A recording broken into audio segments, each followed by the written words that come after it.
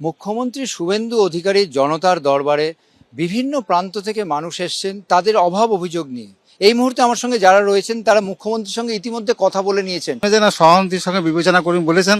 আমাদের এসএসকে যে দুরবস্থা সেগুলো ওনাকে বলা হয়েছে। আমাদের যে দাবি দাওয়াগুলো আছে সেগুলো সম কাজে সমবেতন, আর জয়েনিং ডেট ইপিএফ চালু করা, সকলকে রিটার্ন। মুখ্যমন্ত্রী কি বললেন? সহানুভূতির সঙ্গে বিবেচনা করেন আর কি। মুখ্যমন্ত্রীর কাছে বিগত ২৬ বছর ধরে আমাদের শিক্ষা কেন্দ্রগুলি দুই সরকার মিলে আমাদের বেতন বৃদ্ধি, স্কুলের পরিকাঠামো এবং বিভিন্ন সুবিধা আমাদেরকে দেয়নি। সেই সুবিধাগুলি পাওয়ার জন্য মুখ্যমন্ত্রী দরবারে এসেছিলাম।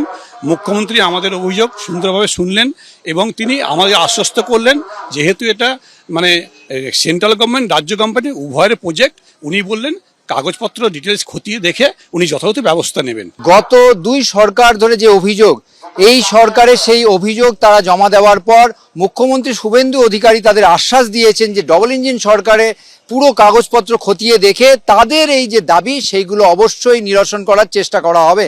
ক্যামেরায় সন্দীপ সাধুকারের সঙ্গে ঝিলম করঞ্জয়, এবিপি আনন্দ, কলকাতা।